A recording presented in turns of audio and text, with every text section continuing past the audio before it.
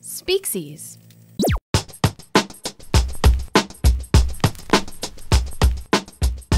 Hello, and welcome to Origin of Speaksies, episode 146. My name is Scott. I'm here alongside my good friend Steve. Oh, no, I'm not.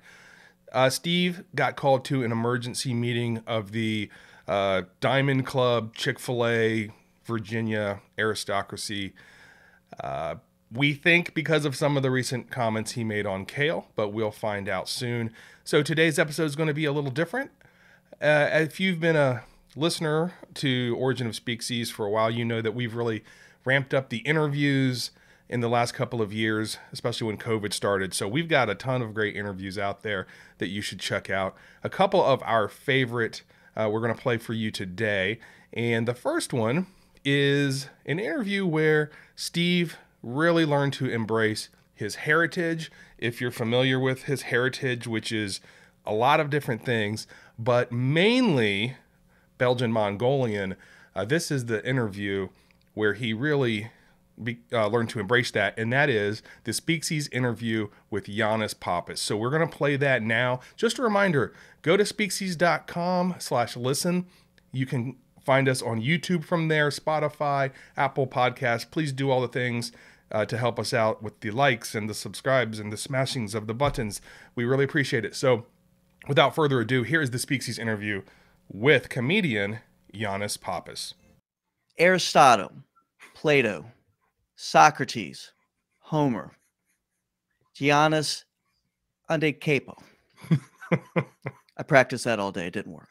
Our guest continues this lineage of great Greek thinkers. He is a writer, TV host, comedian, podcaster, among many things.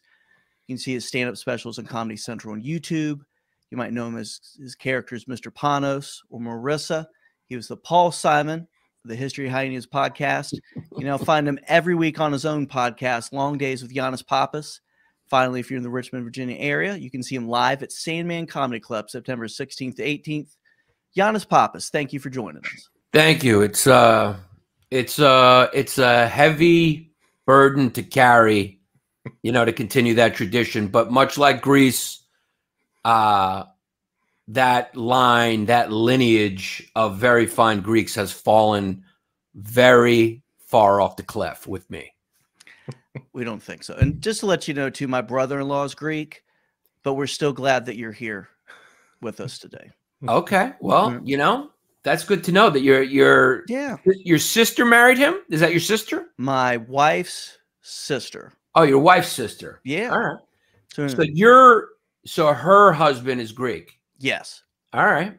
So, but we still are glad to have you here. And you know how he refers to him? How does he? The Greek. The Greek. Yeah. No. That's what it is. Yeah. There's so few Greeks in the country that people usually have one Greek person they know, and they refer to them always as the Greek. That's how it goes. Yeah.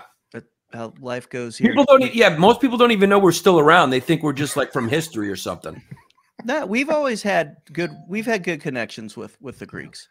We actually grown up in Virginia Beach, the big tourist area, and a lot of you get a lot of people freshly immigrated would own a restaurant down on the ocean front.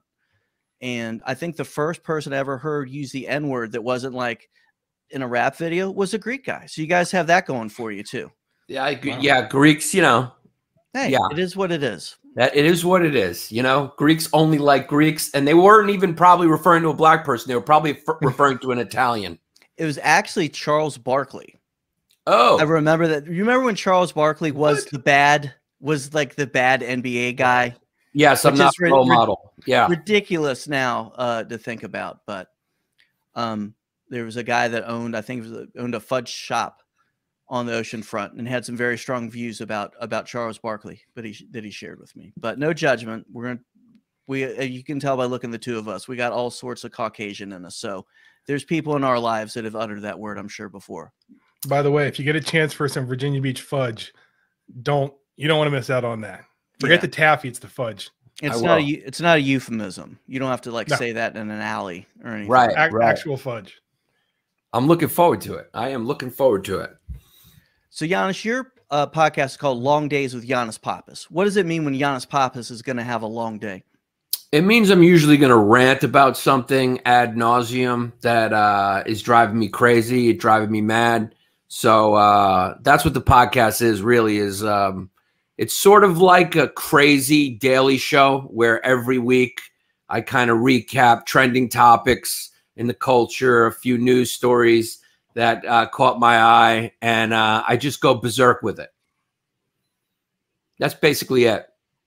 But very entertaining. You made it sound like it's not like the Daily Show where you get lectured. It's more ranty in a good way. I enjoy it. I try to find ways to make fun of all sides, all people, all the time. So it's not a left show. It's not a right show. It's a comedy show. I never understood why comedians nowadays seem to pander to one side, not the other. Why would you want to give away 50%, of the people who would enjoy you? So, and why would you take away 50% of the things you can talk about to make jokes about? So I always say I'm not Republican or a Democrat. I'm a comedian. So that's what I do. I like that. And one of the things we say on our show is if you voted for the 70-year-old white guy who puts kids in cages, or if you voted for the 70-year-old white guy that puts kids in cages, we want you to listen to our show, regardless of which old white guy that you voted for that puts kids in cages. We want you to be here. Right. So the theme of our show today is cynicism. And one of the things I enjoy about you is like your life experience outside of being a comedian. So you, prior to being a comedian, you were a social worker. How did this affect your view of the world? And, were you able to come out of this experience without being cynical? No, but I was also, I also learned a lot. It was a little bit of both. Mm-hmm. All right. So it's like, it made me cynical in that you realize you can't really fix anything. You can't fix anything. It's ongoing, and you can only sort of maintain it, maintenance it, and pass it on to the next person until they get burnt out. But it also made me optimistic in that it taught me that you have to have empathy and understand that most people don't choose to be homeless or mentally ill. They come from an environment or a family that that wasn't conducive for mental health, et cetera, or they had something, that they were wired to go, something that was wired to go wrong just in their genetics. So I think if everyone did social work like as a college credit, I think there'd just be a lot more empathy and understanding in the world, because you really do learn that lesson that we're all kind of one or two paychecks, most of us, or one or two family members, one or two less safety nets or support systems away from being homeless. So that's what I learned, both ways. Yeah. Yeah, I totally agree with that. I think as you get older too, I mean, you start realizing, oh, the guy on the corner, at least when I was 23, I was like maybe inwardly thinking get a job. And then you get older and you're like, I mean, it's not that far out of the realm of possible, that I could be there. So a couple things go wrong. Couple more things go wrong, I could be that guy. So for people that don't have the opportunity to be a social worker, what's the closest thing? Do you have any ideas for like how people can kind of get that perspective, or does everybody literally need to go be a social worker for a couple of years? No, yeah. I mean, it would help. I really believe that would be a great thing for like a college credit, some type of service position. But no, I think you can challenge yourself to kind of put yourself in other people's shoes. I don't know how exactly to do that, except for just to challenge yourself when you read certain things or you have a perspective of certain things, to kind of take a moment and question why you have that perspective. Why do you view things that way? And try to put yourself in the other person's shoes. I think that's the height of wisdom, is when you can have empathy and put yourself in somebody else's shoes. Most people, most people are it's just tribal. It's like when you meet somebody who's Republican, usually their family's Republican, usually they're from a Republican area. Same thing with, you know, when you meet somebody who's progressive or Democrat, they live in that area. Their friends are that. Their parents were that. Mm-hmm. You know, I think it speaks less to what the actual truth is, what the best system is, and more to that old, you know, tribal nature that we have from when we, you know, first became bipedal. We first started walking upright. We looked for our tribe, you know, and we're still doing the same shit. Yeah. Yeah. And it is one of the cool things about guys like you that are doing podcasts that we'll talk about anything. I think that helps actually, right? Because you're getting a little bit out of an echo chamber, because if you're tribal, we're tribal, it's easy to listen to the echo chamber. So guys like you that are open to talking about anything, I think is actually pretty important and really funny. Yeah, and it doesn't get rewarded too much by the algorithm. The algorithm doesn't help. Right. The algorithm is reinforcing those echo chambers and trying to suggest things to you that are, you know, deeper and deeper down the rabbit hole, more and more extreme. Mm-hmm. So, you know, and people are starting to act like robots in their opinions because they're being conditioned by robots. So it's literally right? obvious to see why people have been pulled apart so far. It's because they're being literally conditioned like Pavlovian dogs to follow the chain of command from AI algorithms who suggest similar articles. So you just get lost in your fucking neighborhood. Yeah. I mean, it's like we saw on, I think it was when Elon Musk was on Joe Rogan, and they were talking about how we're already kind of cyborgs in a way, right? Because we are feeding stuff to our phone and our computer that's going to big data that is then getting spit back to us. So we're already in this loop. Like, so robots are already kind of, not, I won't say in control, but we're cyborgs. We have a piece of technology stuck to our hand 23 hours of the day, or when we're asleep, it's right next to the bed. It's true. It really is true. It's just it's an extension of you now. I mean, you know, the only difference, the only way it can go further is if they implant it in you, which they'll do soon, you know, and then we will truly be cyborgs. But yeah, I mean, you can't go a day without your phone. I mean, you can't even take a shit without your phone. No. Yeah. I saw somebody called it a 90s shit. Was that you? Somebody said, I'm taking one of those 90s shits. I didn't say that, but I do have a joke about that. That was on my half hour on Comedy Central about, like, you know, trying to go to the bathroom without your phone and how we've rendered the emotion of boredom out of existence. Like, you know, boredom used to be a thing where you'd sit around and there was absolutely nothing to do. Now, like, you feel like an inkling of boredom coming on, you just take out your phone and start doing something and it's gone. So boredom is like a human emotion that's been erased by technology, by the amenities of modernity. Very good lead up. So that is a subject you often discuss, the amenities of modernity. And I think based on what we've discussed here, we all kind of agree that the cultural discourse right now is not necessarily good, I think, to put it lightly. So when you talk about the amenities of modernity, what do you mean, and how do you think this affects our current culture? It's we're so disconnected from nature because of the amenities of modernity. You know, we're like what, the second or third generation to live with any level of comfort whatsoever. You know, it was like first the Industrial Revolution was like the first massive leap forward, where people started having machines and big buildings and, you know, elevators and electricity, and cars started coming around, and planes started coming around. That was like the first big leap, and that was the turn of the last century. And that upped the level of the amenities of modernity. And then now with technology, I mean, the level of convenience, the level of comfort, you know, has spoiled us to the point where anything that makes us the slightest bit uncomfortable, we want to just deny it right away. And it just feels very uncomfortable, whether it be 1 degree off on your Google Nest, or if your Uber Eats is 3 minutes late, or, you know, I mean, we don't even make eye contact with the delivery guy anymore. You know, it's like part of that's COVID, but even before that, everything was paid for. You just open the door, pull the food in. Computers, everything is so convenient. Ubers, I mean, you don't even have to hail a cab. You don't even have to hail a cab.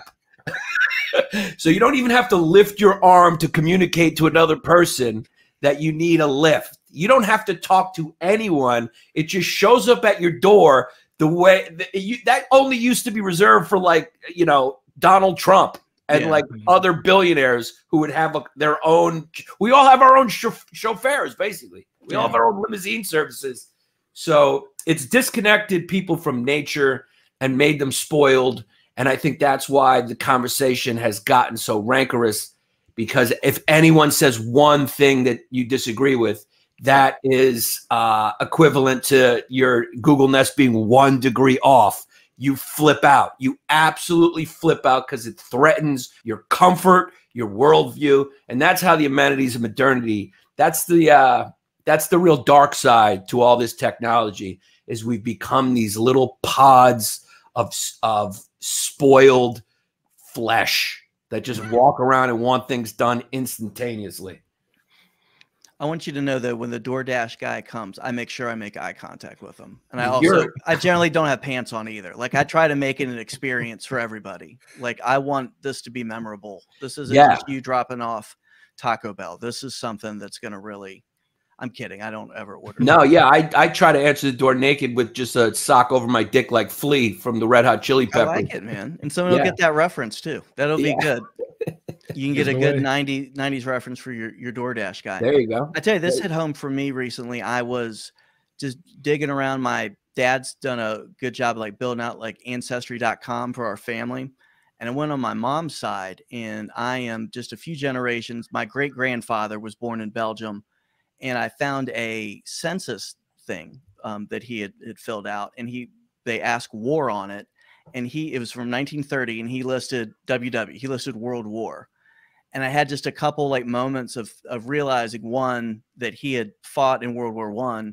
Also, two, that it was World War at that point. You know, he didn't realize what was going to happen just a few years down the road. And also comparing my problems to whatever that man went through, of like, you know, what was your thing today? Well, my DoorDash guy didn't like when I didn't have pants on, or like my internet was slow or something like that. Just what we've lost.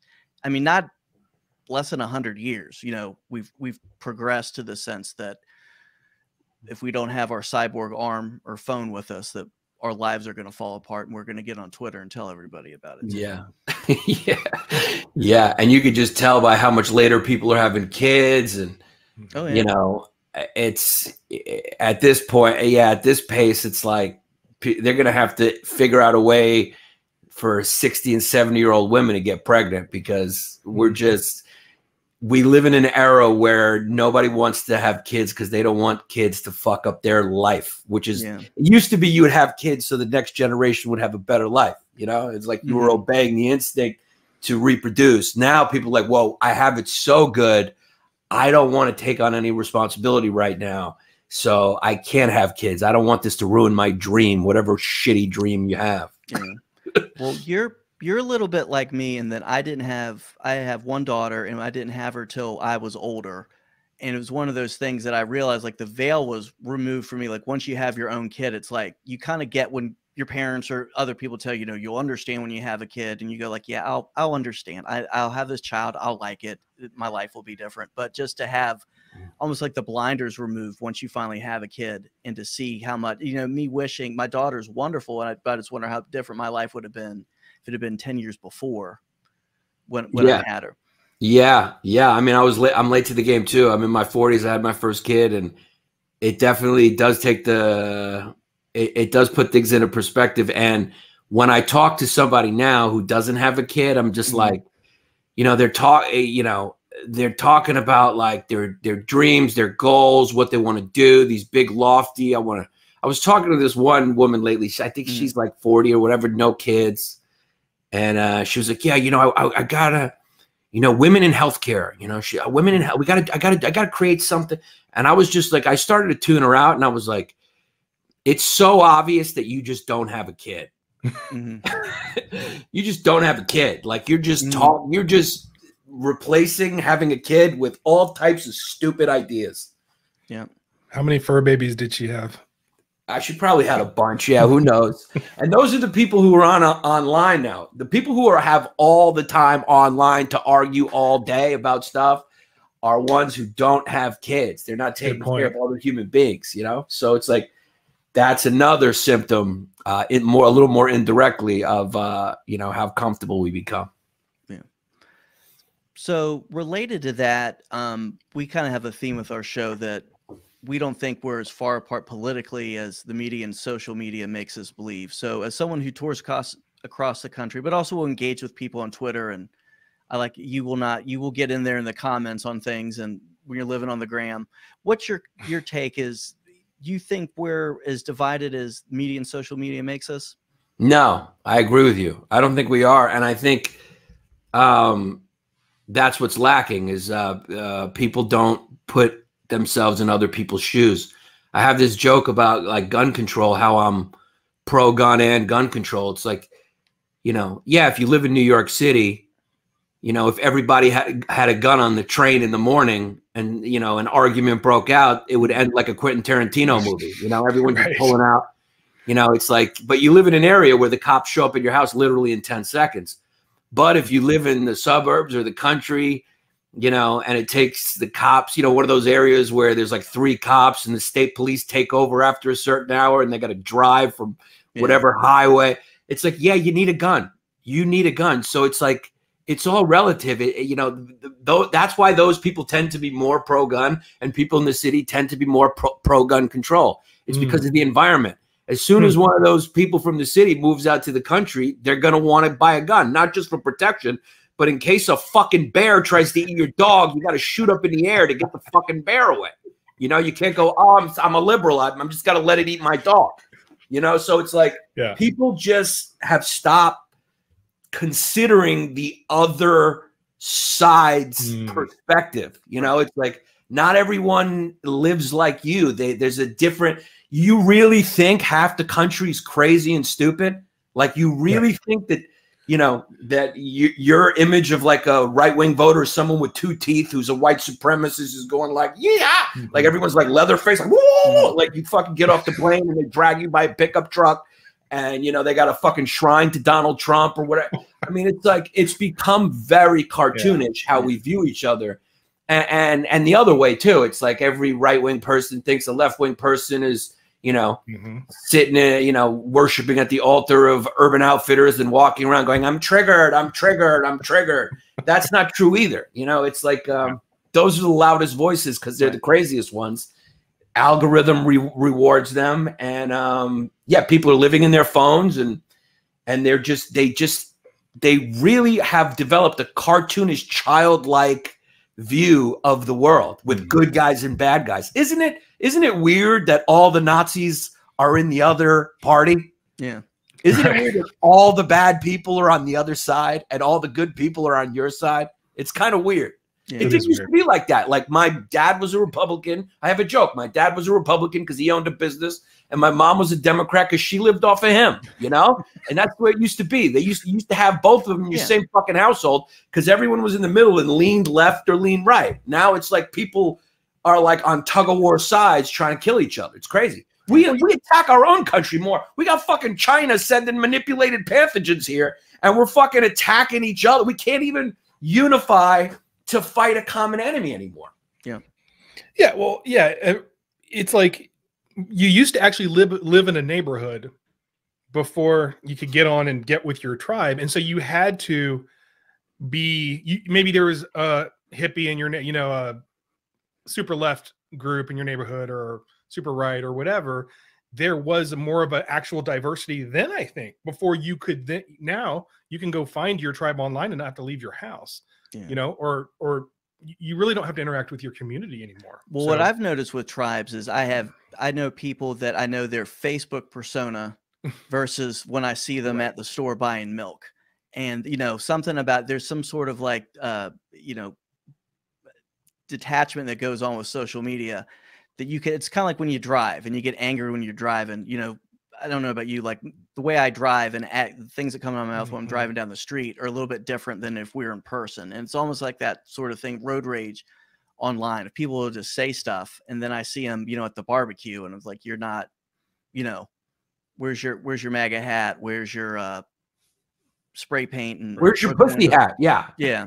That's it too. They need to bring that back. That did go away pretty quick, but maybe That did. Yeah, that did go away. You know, be a Marissa thing. Maybe she could bring that back. But well, you know, it's just funny that all those people were making fun of MAGA hats. At least they were wearing a baseball cap. You were wearing a pussy on your head.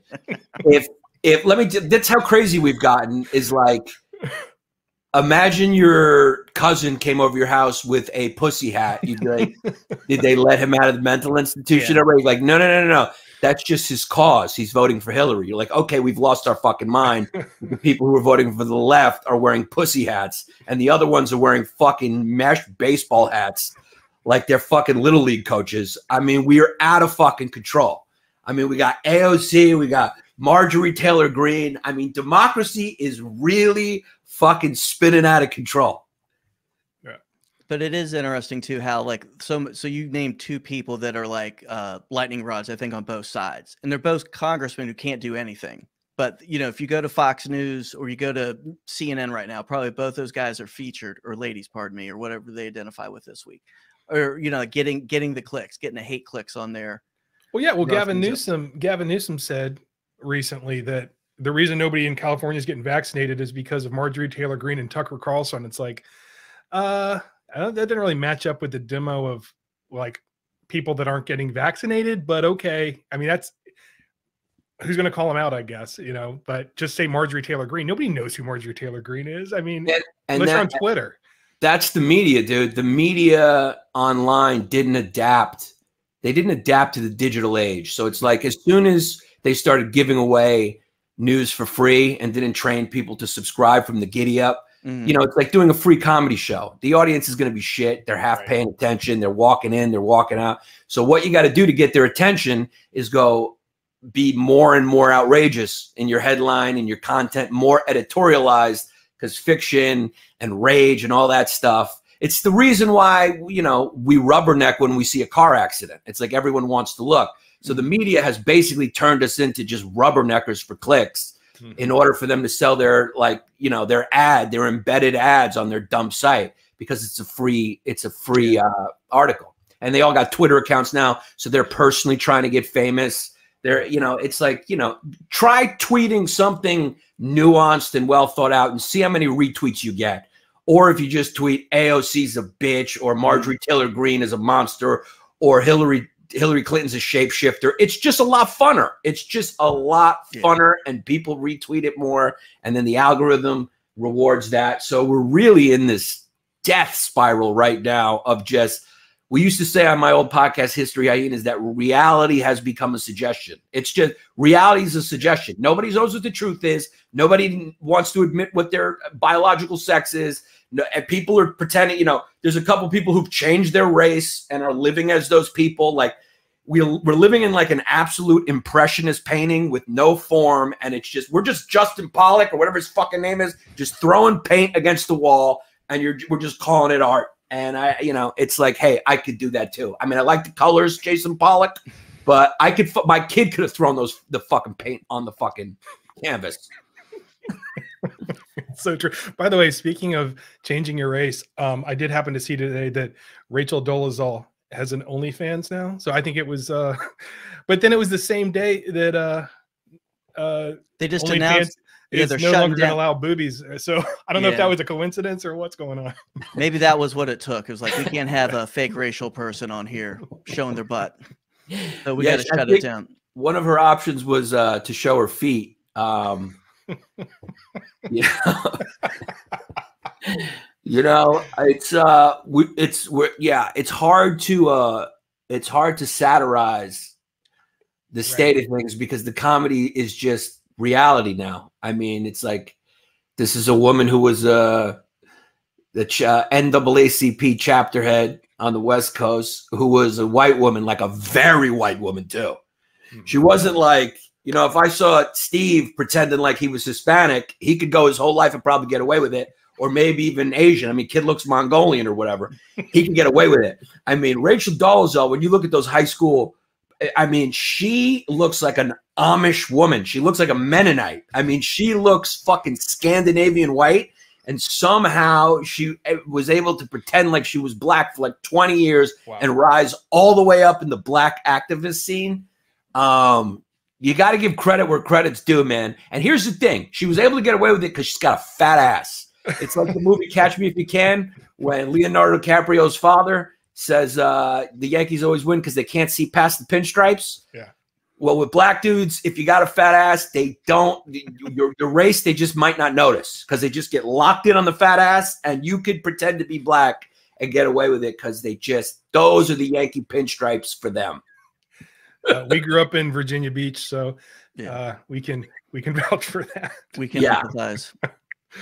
We still do have the neck cranes for us. We have to fight against our raising. So speaking of people that are claiming one race and not being, I know that you are a fan of the great race grifter Shaun King, who also is biologically Caucasian, but is chosen to identify as black. And unlike Rachel Dolezal, who I think doesn't get enough credit for actually being an activist and doing something, not like, being a scam artist, Shaun King has faked his race and also made a lot of money off it. But Denny politics makes me cynical, but I also want to see what I can do to take advantage of it. So, Scott, I don't want you to think I'm excluding you from this on purpose, but if I told Yanis that you came from a long line of Irish lumberjacks, he would agree immediately. They're like, there's no way to fake it with you, but with a thyroid problem. But yeah. Well, I wasn't going to say that out loud, but I'm kind of like, so Yanis, I need your insight on this. So I know you're biased towards Northern Europeans, no judgment, but I'm kind of like a honky Voltron, but I do have some sort of beige thing going on. So I'm quarter Irish, quarter German, quarter Swedish, but I think my big wild card is Belgian, quarter Belgian. So that's why I look like a half Filipino lesbian. Is I think it's the Belgian that kind of, puts that spark in me that makes it look like I want Typhoon food and a Subaru. But what I want to do is what can you do to help me become the Belgian Shaun King? Do you have any recommendations or just thoughts on how I can exploit our current identity politic obsession? I mean, the only problem is Belgians don't need anything. They've never been oppressed. Belgians are doing pretty good. What you can do is, and you probably wouldn't be grifting that much, because at some point I would guess Genghis Khan fucked one of your ancestors. Yeah. You got one of those. I mean, the kid had like 3 billion kids. He was like, he fucked everything. And the conquest, I mean, if you look at his path of conquest, he was everywhere. Okay. And he was a marauder, and he fucked. I mean, how many kids did Genghis Khan have? You're a descent. Obviously, Genghis Khan raped a white woman somewhere in the Belgian area, and you have Genghis Khan's genes, so you could lean into that and become a spokesperson for the underserved Mongolian community in America. I like that. And I like too that if like someone like in my HR department starts pushing back, I was like, let me tell you a little bit about my history of how, Genghis Khan raped all the Belgians, and just that conversation should get them to shut up. Yeah. All right. You're the Greek wisdom continues. That was amazing. That was amazing on the spot. Wow. You know, what's funny is like, that's how cool black people are. Like when you look at their culture, you look at their music and everything, that other ethnic groups in this country have started culturally appropriating their struggle. It's like everywhere. It's like you're Asian or you're Indian or whatever. And they're like, we got to do away with this straight white patriarchy that, accepted my parents and grandparents in after they fled the oppression from the people that look exactly like me, and they came here and they welcomed me with open arms. And in one generation, my parents became business owners and I'm an engineer. But we got to do away with this patriarchy in this horribly oppressive country. By the way, somebody has to warn these Afghani refugees that they are coming to a straight white male patriarchy, and some of them may not get equal pay if you're a woman if you come here. So they may want to think twice and stay in Afghanistan. Well, at least they can be all the same subjugated, because at least that's equal. At least they can have some sort of equality there, which is coveted by a lot of people. So, just be careful when you come here, Afghani refugees, because there is a wage gap. They might not get true equity. like everyone who's hiding in a basement right now in Afghanistan. That's how cool black people are, that these groups have like culturally appropriated their struggle. You know, it's like you hear Asians, I'm like, and then you look it up, you're like, wait a second, Asians are the most successful ethnicity in the country. You guys are on average making much more money than straight white people. Where is the oppression? Yeah. And they're like, shut up. It's our strong Mongolian genes that have made us so successful. Yeah. But that's everybody has those. I love the college admission controversy, because that's always interesting, because it's Asians who are being discriminated against because they're being replaced. And it's a hard one for the Asians because, like, you know, the certain woke ones, because they're giving up the Asian spots to try to give to, you know, either African-American, Hispanic. So it's like, that's a tough one to pin on whitey. You know what I mean? When it's like, because the Asians dominate. I mean, the Ivy League admissions is their NBA. They dominate it. I mean, it's like dominated. And of course, schools are trying to diversify, and Asians feel like they're being discriminated against for being so smart, and they are. Yeah. But then if you're a woke Asian, you're going like, okay, which side of the argument are you? Are you for your people, or are like, what are you going to do? And their heads explode because they just can't deal with that issue. I think you have the name of your next comedy special, Woke Asian. That's Woke Asian, yeah. Or that's going to be mine. I'm going to take that now. Woke Mongolian. Now that I'm Mongolian with that, yeah. So, Giannis, you've been granted Zeus-like power to fix our country. After you take vengeance on the Ottomans, what does Giannis the Great do? Yeah, that's every Greek's Achilles heel. We can be as reasonable as we want, but when it comes to the Ottomans, we want to see heads cut off. Yeah, well, you get that power. We want retribution. They enslaved us for 400 fucking years. A lot of people don't know that. So when people say, hey, you're Islamophobic, it's like, hey, dude, all right. My people were conquered and raped by them for 400 years. Can I have this moment? So what's your question? What would I do? How do you fix America? The first thing I would do is very simple. I would, instead of all these social media companies policing what people say, which I think only fosters conspiracy theories and is a violation of the First Amendment in a lot of ways, which is why I think the government does need to regulate social media companies, just like the government had to regulate railroads at a certain point because they just had too much power and they were doing too much. This is more dangerous than railroads in a way, because these tech barons, they're basically tech barons. Like in the Industrial Revolution, there were railroad barons. And again, that was the first big revolution. And now we have the tech revolution. So, you know, the Jeff Bezoses, the Elon Musks, the, you know, what's the fucking Martian from Facebook, him, those guys are running the world now, like the railroad barons did. And what I would do, instead of policing the speech, I would police the fake fucking accounts. Yeah. Police the fake fucking accounts. I mean, you know, it's like Russia and China and even just bored stay-at-home dads are like ripping us apart by trolling, getting in there, sparking fights. And of course, the social media companies don't do anything about it because they love the inflated engagement. They love the inflated membership. That looks good for their stock price. So when you're thinking like a purge, because I remember like a while back, Twitter did some sort of, hey, we just purged 1 billion fake accounts. Or are you thinking like more of an authentication that you're a human being? More of an authentication that you're a human being and you are who you say you are, and you're only allowed one account. And if you're allowed another account, you have to go through some loops. Like if I have an account for a character, it's like registered to me. They know it's me. It's my character. It's a parody account. Like it's crazy. It's absolutely crazy. It just imagine that. Imagine in the real world if people could just walk around and just pretend to be somebody else. And just trick you all the time. I mean, you know, that's fraud, right? That's fraud in the real world. And there's consequences for that. There should be online policing of that, because we have adversaries in this world that are taking advantage of that. You know, I mean, Putin is a former KGB guy. He loves this shit. He loves this shit.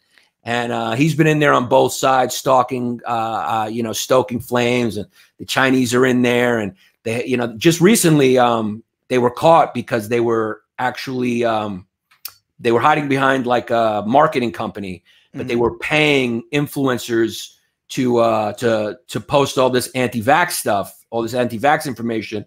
And I think it was in Germany or France. One of the influencers like went to their intelligence arm and said, "Hey," and then they did research on the marketing firm, and it was like three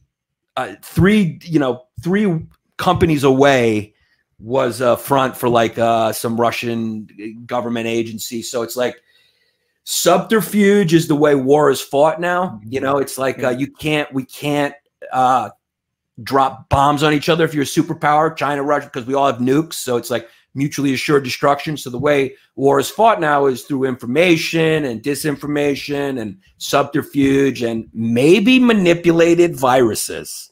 Maybe. We're pro saying that. By the way, COVID's real. COVID vaccine is real. And the Wuhan flu coming from Wuhan accidentally. Yeah, that was my favorite. Yeah. Remember, there's a South African strand. There's a Brazilian strand. Like the United Colors of Benetton. Yeah. But there is no Chinese strand. No. That's what you couldn't say. Remember that? Oh, yeah. Remember that. Oh, yeah. No, I told Steve the other day, I was with somebody and I was like, yeah, it's like so crazy that it's just now that people are able to say this. And he like left the room. He's like, because it was racist or something for me to say that. I'm like, what's happening? Oh, yeah, you live in Charlottesville. Well, yeah. Matt Taibbi had a great article recently that kind of told the history of COVID, but all factual. And it goes back to the media trying to split us all up. He's like, President Trump came out, did the operation Warp Speed. Big Pharma got in there, got the vaccine out. The next president came in, continued his good work. We had these tremendously high vaccination rates. People are getting infected, but the people that are vaccinated are very low percentage. There's a very good way to spin this as a great story, but the media in their insistence to either, big orange man's bad no matter what he does. And also we can't have a positive story. We've got to put something out there so you can have people going, I don't like the anti-vaxxers, or the Democrats don't like the Republicans, or vice versa. It's ridiculous what's out there when we have an enemy that actually hates us that probably released this. And sorry, it's late. This is why I get to have a long day with Steve. But looking at, I was going to say about Twitter, I do a lot of the stuff on our Twitter. In the months leading up to the election, I'd had all these followers that are, resistance, blue wave, all this stuff. Election occurs. Now magically all my spam followers that we get, and you can find us on Twitter at Speaksies, are all American flags, MAGA, all this stuff. They've just switched accounts. The Russians, the Chinese, or the bots or whatever are just still trying to antagonize. It's ridiculous. We got to call it out. Yeah, it's the media with all their articles, confusing people with headlines, and also you got to give a lot of blame to the Democratic establishment for politicizing the virus first because they hated Trump so much. There's consequences for everything. They wanted Trump out. Trump was a wild one. He was definitely a wild card. He definitely threatened China a lot. Maybe you can see a motive for why they were like, you know what, we're going to fucking release this now because you're fucking with, you're talking about fucking with our money. These are theories. I'm not saying I know anything, but yeah, if you go back and you watch clips of Cuomo, the great Hansi Cuomo, the Italian, you go back and you look at Kamala Harris talking about the vaccine. You go back, you look at Joe Biden talking about the vaccine, talking about how they will not take a vaccine from Trump's administration. They do not trust the FDA. They won't take a vaccine. I mean, it's wild. It's absolutely wild. And it's hypocritical for them to now go like, what look at these Republicans who are, being anti-vax. It's like, you were the first anti-vaxxers to serve your political purpose. You are the ones who put party in front of, your people first. You're the ones who started it. So, and now they act like saints. And again, they're the good people and the other side is the bad people, when you can clearly see that they did the same exact fucking thing. And in fact, it's worse because they did it first, you know, because they wanted for Trump to look bad. And I wouldn't be surprised if they, you know, if they withheld the vaccine a little bit to get him out, you know, like, you know, they just held it. Like, let's wait till after the election to release the vaccine. We have such short memories, and you hit on it earlier. We're kind of like sacks of shit now, and we are into the 24-hour news cycle as well, and we like our stories, and the media is telling stories, and we're okay with it. It's like, you know, the kayfabe thing. It's like WWE. We're just like following along, not using our brains. People like you know, the quote Biden had about with they were asking about the how bad things went with the Afghanistan withdrawal. Yeah. Thank you. And he's like, that was 4 or 5 days ago. Like, where are we talking about this? And you're like, but that is actually kind of where we are. So it's when it was happening in real time. I mean, there's a lot of stuff that happened over the last 2 years that in real time we're like, this is insane. How's anybody going to get away with this? And then we kind of forget about it and we've moved on to the next thing. And we're just going to follow the narrative kind of, because it's kind of fun and we can still get our Grubhub or whatever, not to look at anybody in the eye, and then we'll just watch our stories. But we're losing the plot, and it's kind of feels like the horse is out of the barn a little bit with that. But yeah, and I mean, to piggyback on what Steve was saying, you know, the media, there's a reason why everybody knows who Marjorie Taylor Greene is. Used to be you didn't know who your I didn't even know my own Congress people. There's a reason we know who she is. There's a reason we know who AOC is. There's a reason we know who Ilhan Omar is because the media, they're so outrageous in what they say and irresponsible in what they say that the media covers them for clicks. It's the same reason why they love to hate Donald Trump. He was so good for ratings. They loved him. They made him. I mean, the media and Hollywood made that fucking guy. I mean, he is a celebrity, dude. He doesn't own all those buildings he says he owns. He franchises his name out. He's like at least a 3% owner sometimes. He's a star. He's a star, and he boosted the ratings of every single fucking TV show. In late night, he boosted SNL's ratings, and they make him a star. And they say, oh, he's so bad, but it's like, you keep writing about every single fucking thing he says, and of course, he's going to keep saying that shit because he knows you're going to fucking write about it. And you go to Marjorie Taylor Greene. Now, I saw one video where she's talking about going door to door and shooting. She's like, there's going to be like vaccine patrols where they come to your house, knock on the door. And she's like, you know, if they come, you just shoot them. And you're going like, and then of course I saw it in an article because they're going like, of course I am going to pick this lowest denominator fruit and put it out.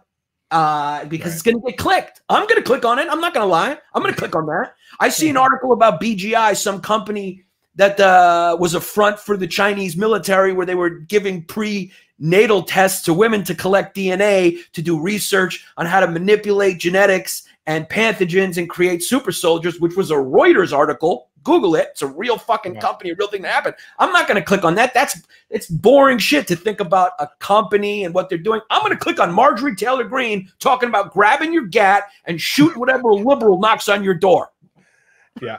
Well, and like you said earlier, it's not just boring. It's uncomfortable. It's uncomfortable to read about this stuff. It's more fun to read about getting your gat and sticking to your tribalism, you know? So yeah. It's just like, wild that we have a congresswoman who that's what she's saying, you know? Yeah. Giannis, tell us where we can find you and where to look for you. Thank you guys. This was a lot of fun. I mean, we went wild a little bit. We did. So, you know, I hope everyone's okay, you know, and got through it. What, Wings and Changs or something to yeah, we need some Wei Zhong Jings, and you know, I love your bandana. Thank you. And they can find me, Giannis Pappas, all one word, on all social medias. Definitely listen to the podcast, Long Days with Giannis Pappas. And if you want, you can watch my latest special that I shot like 1.5 years ago. It's on YouTube called Blowing the Light. So check that out, and just Google my name. You know, if you're interested, just look up me on Instagram. I mean, you know, people can find you. Yeah. And if you're in Richmond, Virginia, oh yeah, at the Sandman Comedy Club, September 16th to 18th. Great new club. You're gonna be very happy. I mean, Just be honest. If it was a dump, I would probably this wouldn't be the time for me to tell you, man. You need to go get some more vid to get out of that. But it's a good club. You're gonna have a good time. Great crowd. Looking forward to seeing you there. And if you see a guy that looks like an Irish lumberjack and a guy that looks like an 80s undercover cop, it might be me and Scott. So Giannis, thank you very much.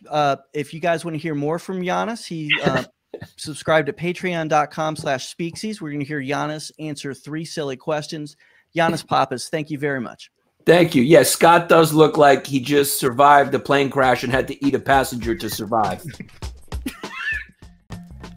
All right. The other interview we're going to play for you today is one of our favorites, and it's with someone who we just adore, and that is Mike Boudet from Sword and Scale.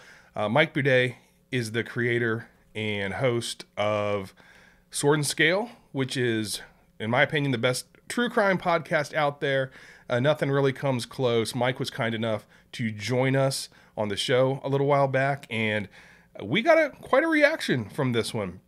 So I highly recommend you listen to this. If you didn't hear it already, this is a good chance for you to hear the interview, and you don't need to listen to the rest of the show where we talk about true crime. This is just a discussion with Mike, which goes all over the place.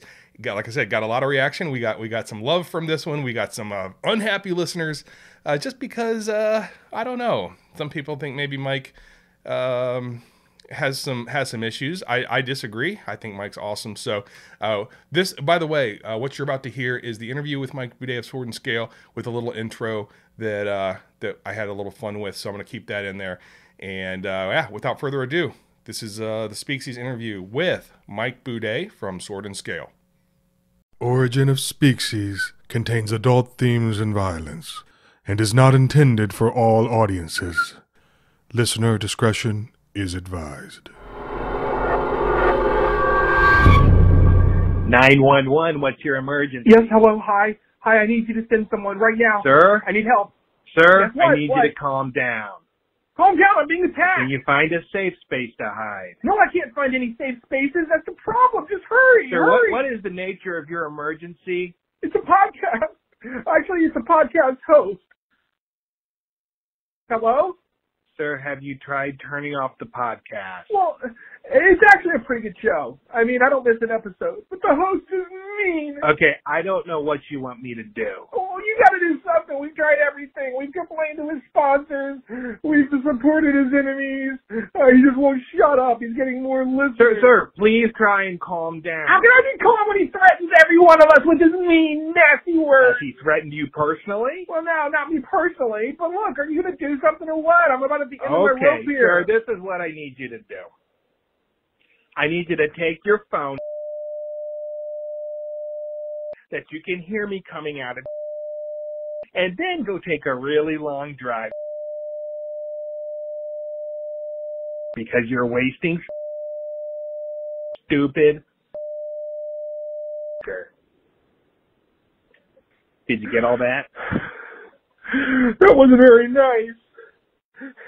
I'd like to speak to your manager right now.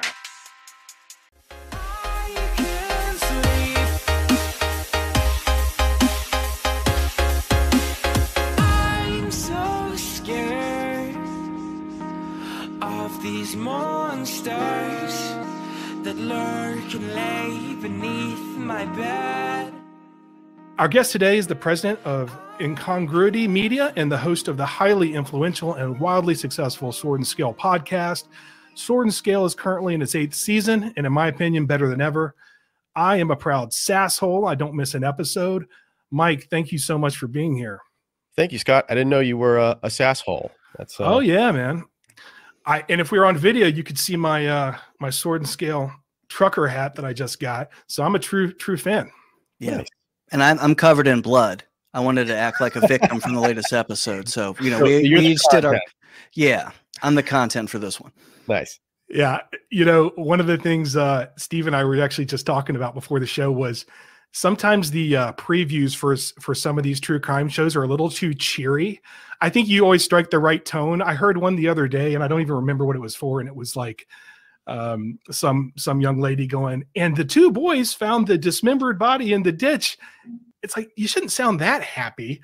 Yeah. But anyway.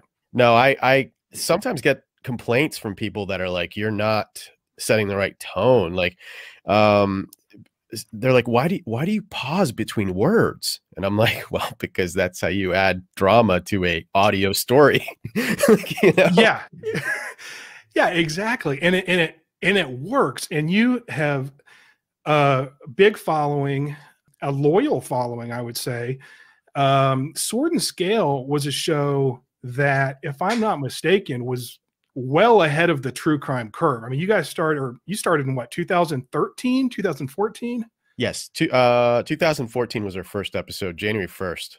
So we, like, the idea came before that, but that was the first episode. What made you decide to start a true crime podcast, as this was ahead of the real true crime boom? Well, I guess you could call me a grifter. I had done a lot of stuff in the past, and I had played around with different types of podcasts for years before that, about 8 years prior, and tried all sorts of different genres, and had kind of given up on it and left it alone because I couldn't come up with something original. I had done a lot of copying of other things that I liked, and it took me a very, very long time to kind of finally figure it out and nail it down. And before that, I had done a lot of things leading up to podcasting that had led me to this direction, sort of almost accidentally by fate. Like I had dabbled in graphic design and web design and even audio engineering. So all of those traits put together, kind of make you a pretty good podcaster, as long as you have sort of that base level of being able to tell a story and somewhat of a decent voice, I guess. Yeah. And you're being humble or modest there, but I think that is one of the big draws to the show is the stories are told. I mean, I think I listened to a Plus episode the other day that, you're going through the episode thinking, okay, this is, we know who did this, it's always it's always the husband or whomever you think it is. And then it was a curveball. And I'm going, this is the only podcast where I trust them with the storytelling. I know it's not going to be the obvious thing. And you guys do a great job with that. But then your voice as well. You've got that great voice. And there was a time back in 2019 when you weren't actually hosting. And I have nothing against, Trisha Griffith, but it definitely wasn't the same without you. What was that period like for you with Sword and Scale going on, with you not hosting? I'd be interested to hear how you felt about that. And also the outcry from fans that wanted you back. Well, it was pretty much exactly what you just said. The fans didn't like it one bit. And, frankly, neither did I. That happened. It was something we had to do. I had to get off of the show, and it was either we stopped putting out shows altogether, which wasn't a possibility because we have a whole staff and they need jobs, and we weren't going to start firing people, or we find a different replacement for me and sort of see how that goes for a while. And we weren't even sure if it was permanent. But the fact of the matter is that all of that didn't need to happen. All of that occurred because of somebody got offended because of an Instagram post that was a joke. That was clearly a joke that to this day nobody disputes as a joke. But because someone's offended, everybody's livelihood has to be either put on hold or go away. So, I don't know how far you want to get into that, but it was it wasn't pleasant. Well, we can go into it a little bit. I mean, I know what the post was, and I remember thinking it was like funny, and it never made sense to me that somebody would want to end your career over a post like that when people are posting things all the time. Comedians post things. You're a true crime show. Yeah. Like, you're going to talk about violent stuff. This is what this is the audience for it. And it was also, I mean, it really was about the particular word that was in the joke. That wasn't even my joke. It was just a repost. Sure. We have an Instagram and we post stuff to the Instagram. If you know what Instagram is, it's you post pictures and you're either posting horrible, crime scene dismemberment photos, which really isn't sort of the style we wanted to go with. We didn't want to go that way. We've tried that, but we didn't want to really make the entire Instagram account about that. You could post pictures of the host being all cutesy like Crime Junkie does and taking glamour shots.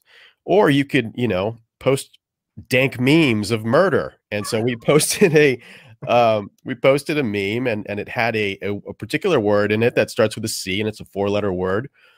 And it's sort of the crowd of outrage, those that are easily outraged just with blue hair and their own pronouns came after us in a big way and decided to, rally on Twitter to get us kicked off of our network, which was Wondery at the time. That led to us having to replace me as the host. And, the reason we had to replace me is because of the pressure that they put on the advertisers and the network that, they were basically calling the Wondery and they were saying, is this the kind of thing you support? And that whole outrage thing and basically threatening employees of Wondery and making them feel unsafe and going after advertisers and trying to tell them that I was some sort of misogynist and a racist and, throwing all the ists. And that's sort of been a recurring theme throughout my career as a podcaster. The people just seem to gravitate towards me because I don't do what they want me to do. And we can empathize with you, Mike, just to let you know, and this is actually true, that we were banned on Instagram today. We're in some sort of Instagram limbo, which was not, we did not know we were speaking to you today, but I'm finding a way. And it was also, it might have been the same word. I'm pretty sure it's because I've been speaking out against kale. And I think that's what's happened to us. But you've inspired us. We're not going to give up. That's not the word. Oh, okay. Well, Scott can tell me later. But I think that we've experienced on a very small scale what you've had to go through. Kale doesn't start with a C, by the way. But okay. Yeah, we have a word in "k" sound, but tomato. Yeah, it's kind of a badge of honor to get. We don't know what happened really. I think maybe there was a hashtag used, but we're gonna listen, man. We want to be in the cancel crew. It's kind of a badge of honor at this point, honestly. I mean, who's not going to be canceled like 10 years from now? I know. Well, I mentioned we do a show about words and phrases and the history of language and things like that, and we did an episode on cancel culture. And it all started, you change the words around. It used to be it was call out culture. I remember in the 90s when it first started where it was like certain words you couldn't say and people would sort of look around when you said it. And like they had to raise their hand and say something or, hey, you shouldn't use that word. You shouldn't do that. There's this power that comes with that. And now it's full blown cancel culture. And you've got things like I think the meme you posted, obviously you said, oh, people were offended. Nobody was, maybe one or two people were offended. You were on the wrong side for some reason. And I wonder if it started, there was some controversy about something to do with mental health and maybe like, I've listened to every episode and I never picked up anything like you're being insensitive or painting people with mental health issues as murderers or something. It just so happens that, a lot of people that are out on, killing people with hammers may have some mental problems. Do you think that's where it started? Or, because people couldn't have been that upset about the dank meme. I do. I think, but that was years prior. It was sort of like the first inkling that the people that listen to us are the majority of them are female. First of all, 75% plus female. Mostly, I think the percentage of liberals in that group is even higher. And you know, there's obviously all the woke culture is within that. So the whole, like, you can't say these things, you can, or if you say, you know, if you talk about this topic, you have to say it in this way, and you have to say these sort of disclaimers. First of all, that all started years ago. I mean, it was, I think if I remember correctly, it was like within the second season of our show starting, it was 2015 maybe. And then it escalated in 2016. And then in 2017, it was really blowing up. But it really started with people saying things like, you know, you talk about people that have that hear voices in their head, that are paranoid schizophrenic, that, and these people are sick, and you know, you shouldn't portray them in a certain way because it stigmatizes mental illness. I'm like, well, I do a crime show. I do a murder show. I do a show about murders. I just tell the story about what actually happened. I don't make it up. You know, I'm not giving you sort of fictional Hollywood movie about some crazy murderer that's going around killing people like a serial killer. I'm telling you factual information about something that happened. And then acting, basically telling you in a certain, in the way that like a friend would tell you a story, like in the way that somebody that you know casually would tell you the story, as just another human being that isn't trying to check all the boxes of PC culture to make sure that everyone's okay with what they're saying. Yeah, well, I mean, what's the fun in that? And, you know, is it really going to be a good show? If you like, I don't want to listen to a show where I don't think the host and the creators are, you know, covering something in the way they want to, but they're modifying their speech, or they're modifying the way they cover it because they're scared. I mean, I mean, you're really about the only true crime podcast I listen to, because I know it's become more and more clear, especially recently, that you're just like, no, I'm going to do my thing, and people don't like it. Well, don't like you. I think you're absolutely right about what you said earlier about the cancel culture, the term cancel culture sort of coming into existence, but it's also trying to be reinvented now and rebranded by the same people that are for it. And I've never understood who in their right mind would be all about that culture at all. But it's scary how it's sort of taken root and infected all of modern society. I think there was a post on Twitter yesterday or the day before by LeVar Burton, who played Geordi LaForge in Star Trek, that he was like, he was basically trying to say cancel culture doesn't exist. It wasn't call out culture. I think, I forget the term he used, but it was like, you know, taking responsibility for your actions culture, or something along those lines. Oh, accountability culture. Probably. Exactly. Yeah. So they're trying to rebrand it as accountability culture when it's really just a bunch of blue-haired feminists that are getting angry at words that because they feel like they have to. Yes. We did an episode, the latest episode we did, that we just put out on the regular feed. And what we do, I don't know if you know, but we have, well, I'm sure you know because you're a sasshole, but we have our Plus membership, which if you sign up for that, it's like starts at $5 a month and you get shows early. And then a week later, we put it out on the regular feed.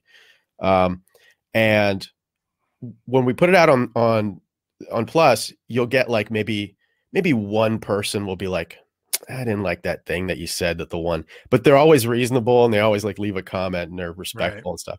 And then you know that like a week later, that one comment is going to turn into like 100 from like everybody that just listens for free and it just wants to be offended. Right.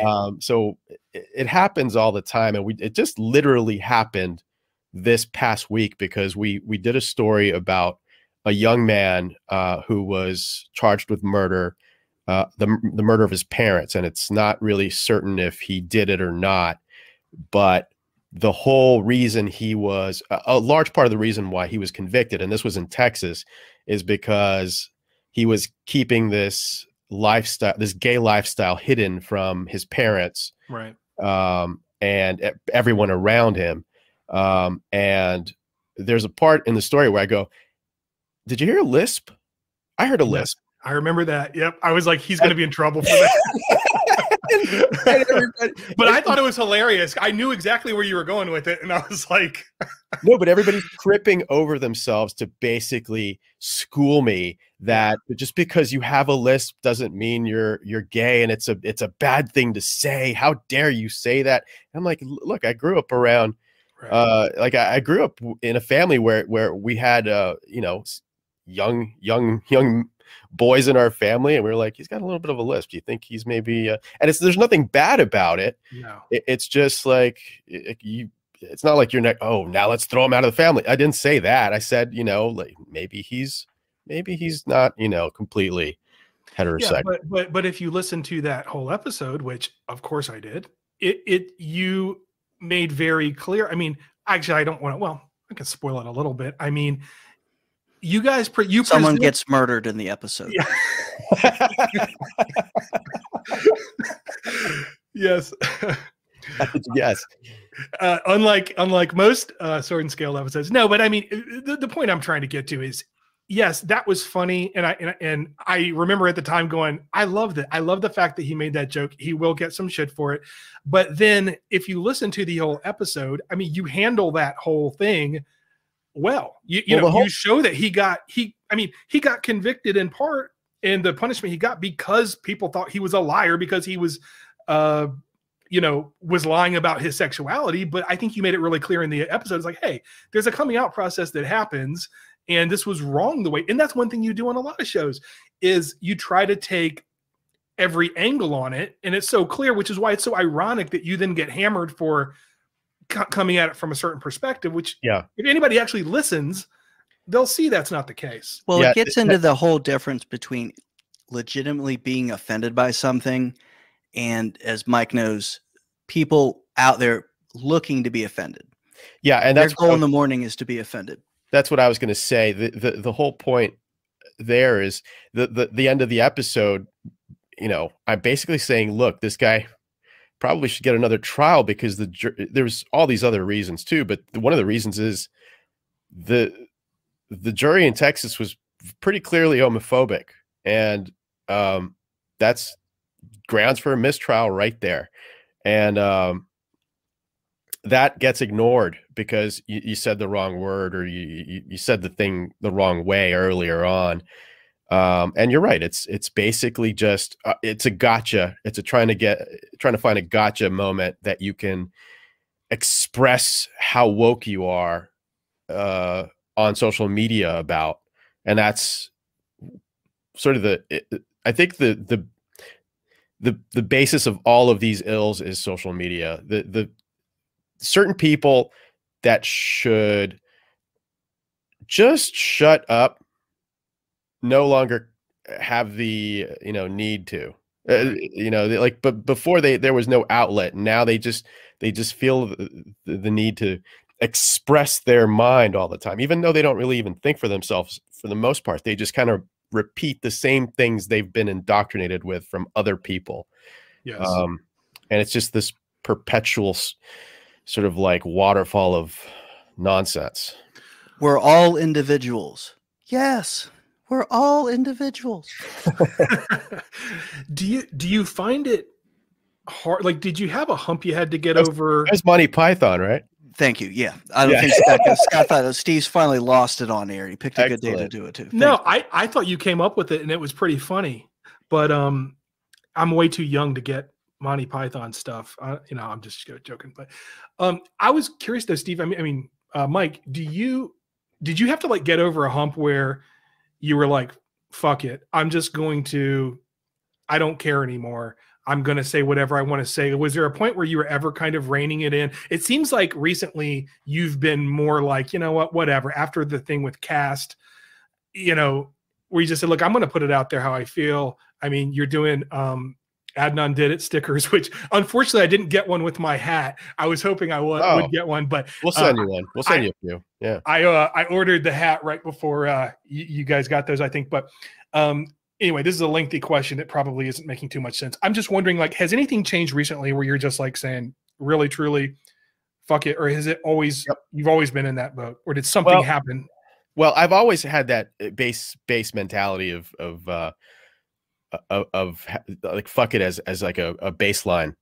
But you know, I worked very, very, very hard to get to this point. Like, it wasn't just Sword and Scale. Like I said, there was lots of trial and error for many, many, many years before that, and lots of work leading up to the skill set that made this possible.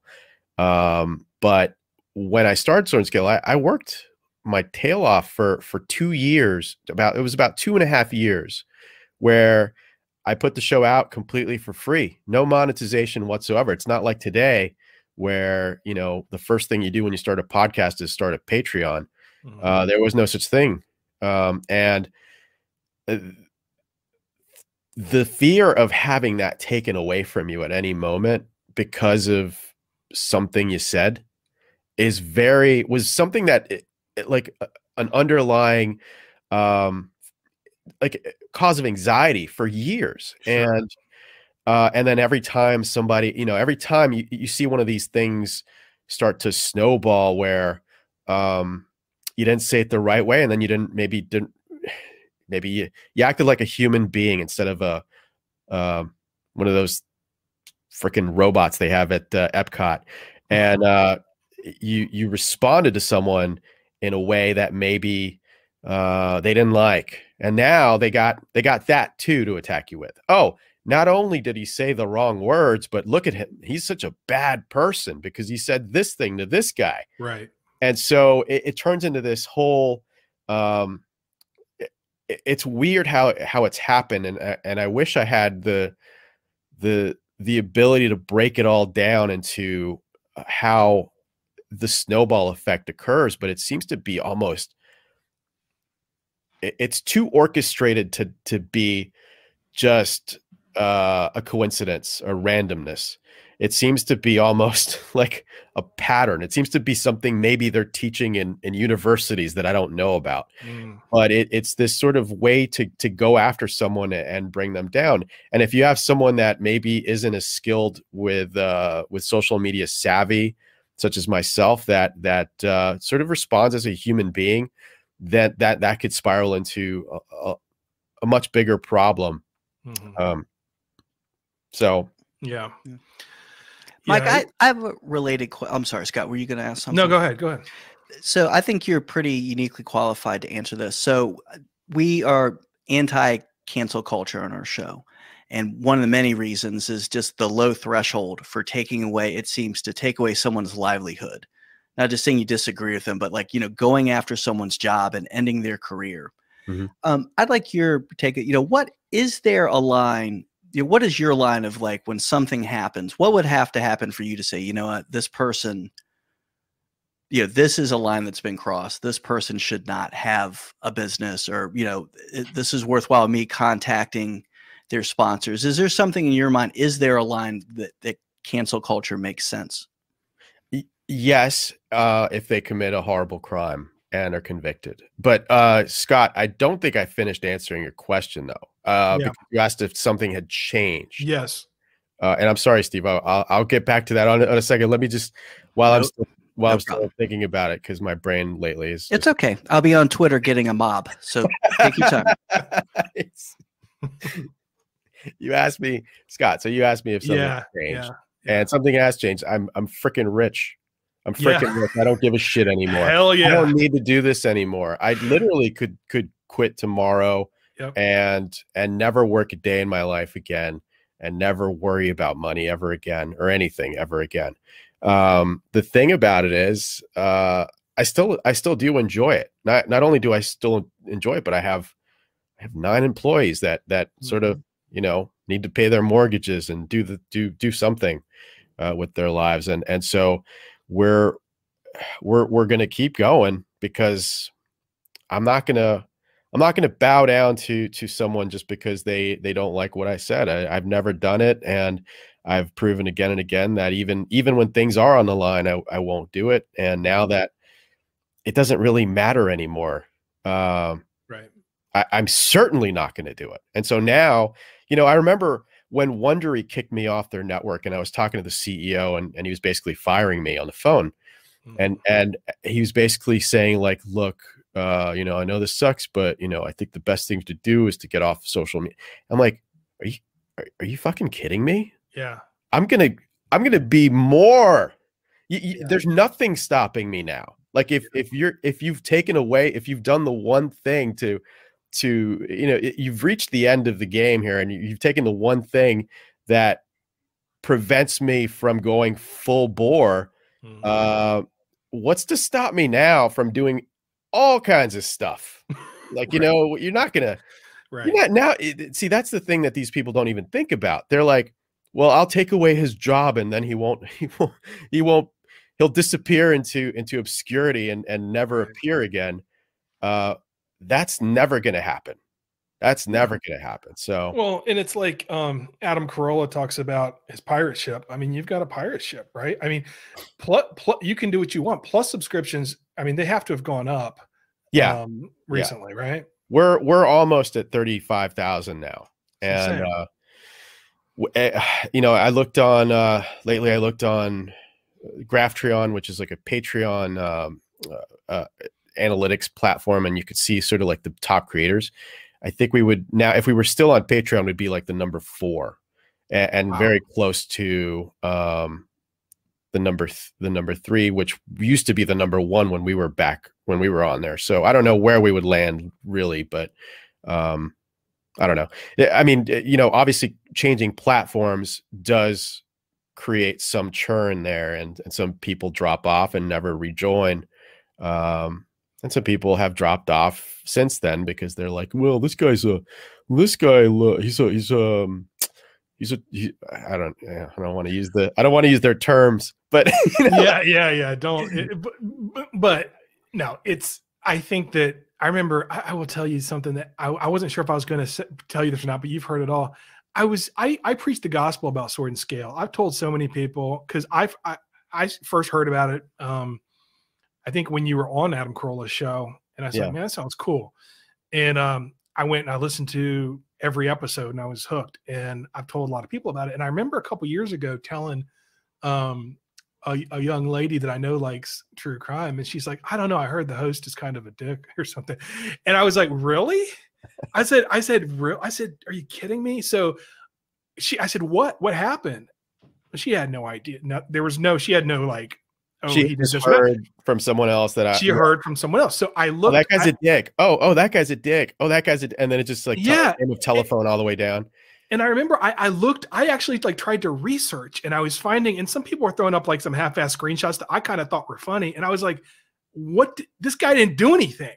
I was pissed. And then when the Wondery thing happened, I was just like, wow, screw Wondery over. If that's how they're going to be, I mean, come on. The only reason I even know about Wondery is Sword and Scale in the first place. So I got pissed about that, but I do think it's a larger thing that happens where I've had times where I go, yeah, I'm going to go down to this record store, and they go, oh, well, you know, the owner is a transphobe. I'm like, what? I just want to go get, I mean, like that literally has been said to me. It's this weird thing where it's like, let's find, and maybe he is or isn't or whatever, but what does I don't have to do enough with buying a record. Like, yeah.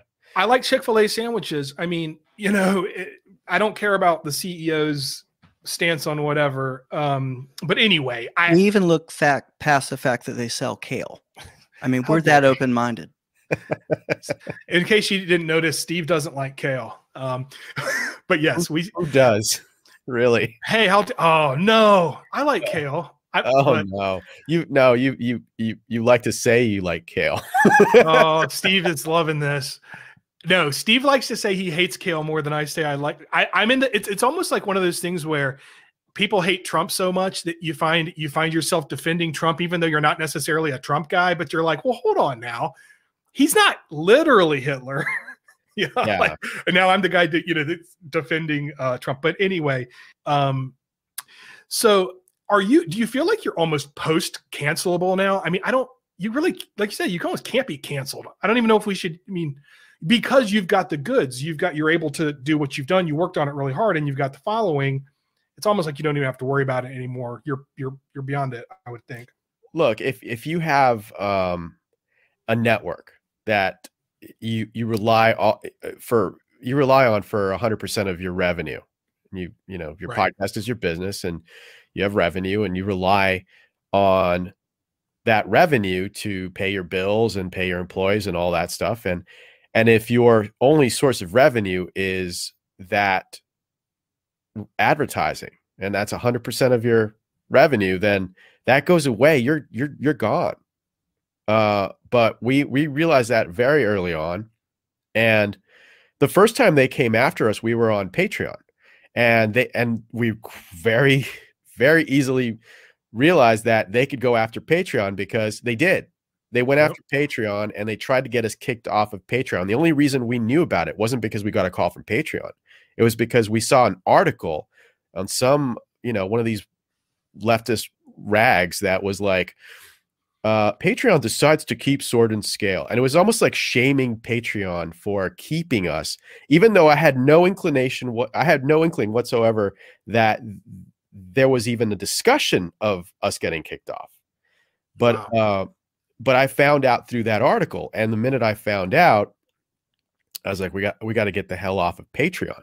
And then they started shortly after canceling right wing, not even right wing necessarily pundits, but like I think Sam Harris left in protest because he didn't like the fact that they were canceling certain people. They canceled Sargon of Akkad. That was the first one for basically defending. He was basically making the argument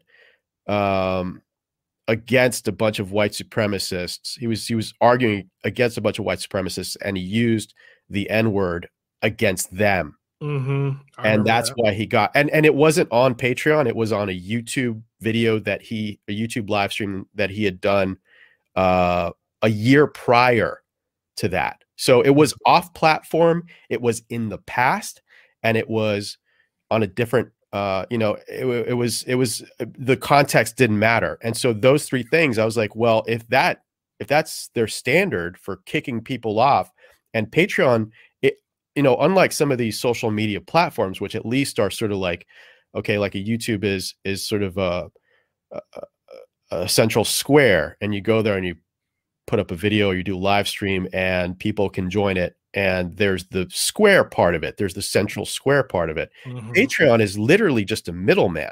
Right. It's literally just bring all of your supporters to this platform, right, and use it as a middleman to get paid from them directly. Yeah. So it's not like they're providing any sort of benefit other than just a transactional, a conduit for just ease of transactions, and it's basically like what right do these people have to basically separate a creator from their fans, no matter what they say? And so we decided to get off of there, and we started our own platform, because we did absolutely need to have that insurance policy. And yes, I do think that at this point, I mean, it's not cancel proof. I could literally go on social media. I could go crazy and go on Twitter today and say a bunch of things, and probably have MasterCard and Visa, cut ties with us, which would basically put us out of business. Right. Well, that goes to Steve's kind of question. Whereas it's like, look, yes, I mean, they're taking the term cancel culture or whatever out of it. I mean, yeah, there are things you can do to, I mean, I don't know how many records Bill Cosby's selling these days. I mean, there are things you can do that really should get you canceled. I'm sure he sold a lot once he got arrested, by the way. Just the collector's item, fact, that whole portion of it, the people that just want it just because it's, there's people that collect Nazi memorabilia. I don't think it's necessarily because they're Nazis. They just think it's cool and it's rare and it's something that they, that nobody else has. Well, one of my favorite people, I think Steve as well, is Jordan Peterson as he has well. A very large collection of communist propaganda, which is good to keep people from forgetting what's not too far away of, we're not that many years away from communism and, when it was taking over the world, and seeing the similarities between the way things are promoted now and then. He's done a great job of keeping that memory out there of just. But that's just sort of like what a historian, professor would do. He would gather things from Stalin and things from Hitler and from all those different, and just have stuff like that randomly displayed. But then you have somebody from woke culture come in and go, and oh, you have Hitler stuff, you must be a Nazi. Right. And well, no, it's like you're only a Nazi sympathizer if it's like, remember there were like all those movies in like the 90s where at the very end the guy would it'd be like the what is it, the banker's box or whatever in the safety deposit, they'd open it up and it would be like swastikas in there or something. That's what real Nazis do. They hide it in the safety deposit box. I mean, if you got them up in your house, it's a little too on the nose, I think. That's like the plot of that HBO series, the comic books. God, I can't remember the name now. Watchmen. The Watchmen, yeah, where they go into the guy's closet and he's got the robe. Yes. Oh, that's right. It was Don Johnson, and I'm down for any Don Johnson vehicle. It wasn't Don. Not to get off too much of a tangent, I think it was it Django Unchained where Don Johnson showed up on the plantation. I mean, we need to start asking more questions about Don Johnson. In retrospect, maybe he is hiding in plain sight. There you go. We'll start the #cancel. Steve, you'll know what was his name in Miami Vice? I can't remember. Tubbs and Crockett. Yeah. I don't know. Okay. Cancel Crockett. But okay, let's leave Don Johnson out of this. He's done enough for our country. He wore the white suit. He wore the white suit back in the Miami Vice days. He sure did, man. And he pulled it off. Yeah. It's very close to a hood. He might have pulled it off too well. I didn't even think. You guys have ruined that for me now too. Thanks. Sorry. You can go back to watching Love Boat. Steve's a big Love Boat guy. Oh, Gopher. Yeah. Yeah. So, I mean, I guess your point is well taken. And I think as far as you have cultivated over time, kind of seeing this coming down that, hey, look, if I don't remember the guy's name can get kicked off of Patreon, who doesn't even like have any business editing who can or can't use their site. But if this guy's going to get kicked off for using the N-word in a certain context, and then the stuff that happens on YouTube, you get like Prager University gets kicked off for some ridiculous reason. People get demonetized all the time. So, okay, we're going to have another conduit, to use that word. And it's a really good app. So if anybody's listening to this and has been on the fence, if you're a Sword and Scale fan, I definitely recommend Plus, because I tell Steve all the time, I'm like, hey, if we ever get big enough, like we need to try to model stuff after this, because you do a good job with, let's like Perks come out.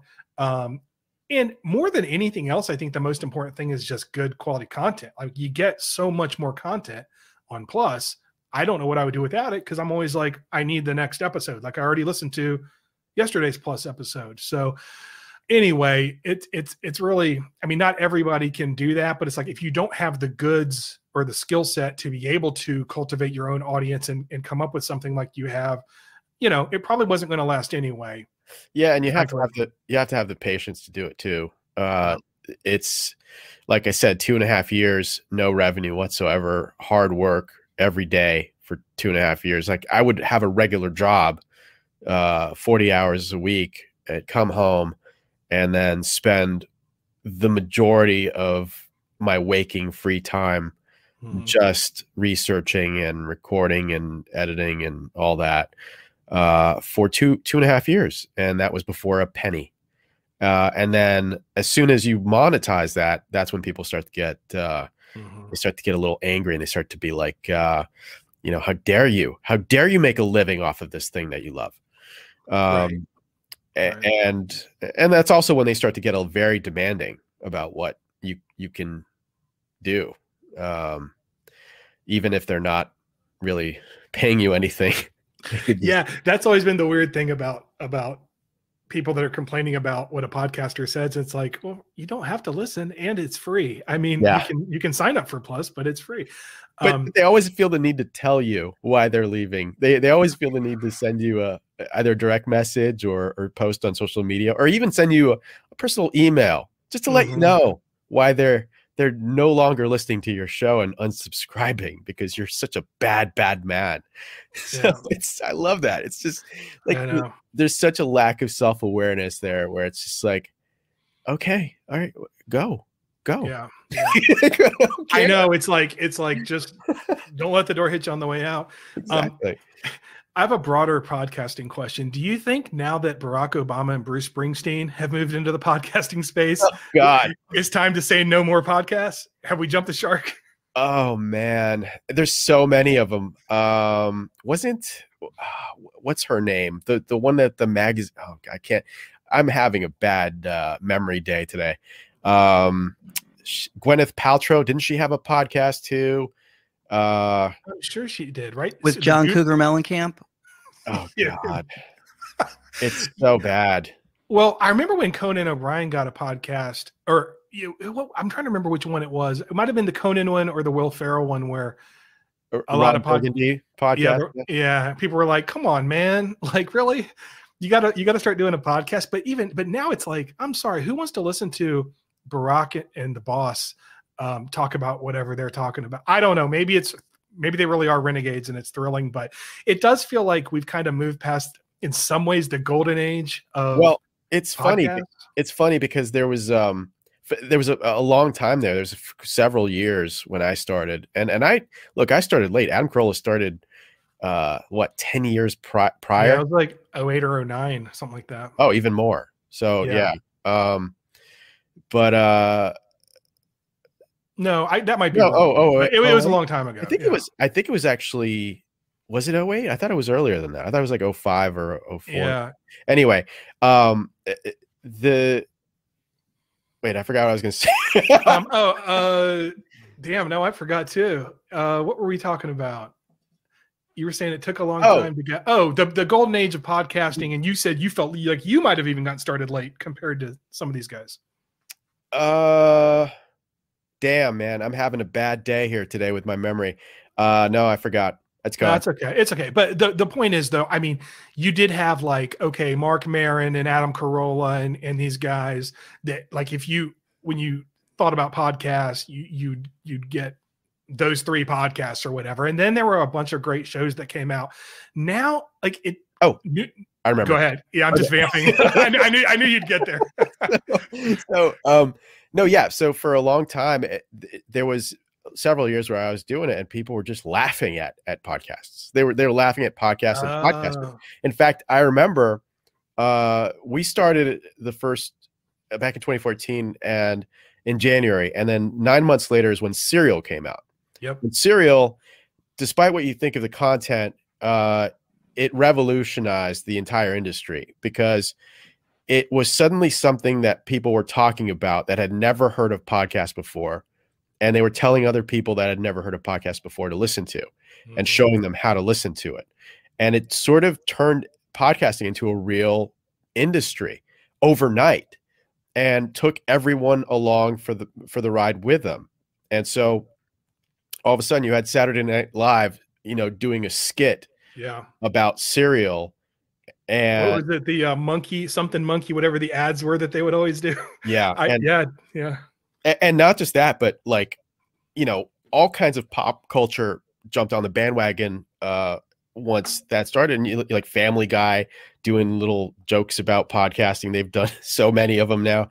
And it's just, but it turned from a big joke into, hey, these guys are making a lot of money over here. We got to get into this. This is major Hollywood talking, like basically all the people that were laughing at it to begin with were like, hey, maybe there's something to this. Maybe we can make a little bit of money on this. There seems to be a lot of, a lot of stuff going on here. And once they're making $30 billion in revenue a year, $34 billion in revenue a year.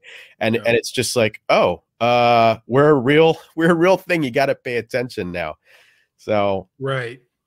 Yeah. And so the bar is so low to do a podcast that it kind of seems like a joke. And I mean, I think when Carolla started his, he'd just gotten fired from, he had taken over like Howard Stern's gig or something on the West Coast, got fired and was like, let me do this. And everybody laughed, but he kind of had this feeling that like, look, I'm funny. People want to listen to me.